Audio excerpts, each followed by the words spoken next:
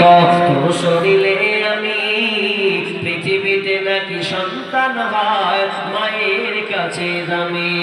তবে কেন সুখের ভুলে আমায় পেটে নিলা সুখের শেষে কেটে ছিঁড়ে আমায় ফেলে দিলা একদিন তুমি আমার কাছে আসবে ঠিকই মাগো কি বলবে আল্লাহর কাছে জমা করে রাখো আমি তো বেঁচে গেছি আমি তো বেঁচে গেছি বেঁচে গেল মা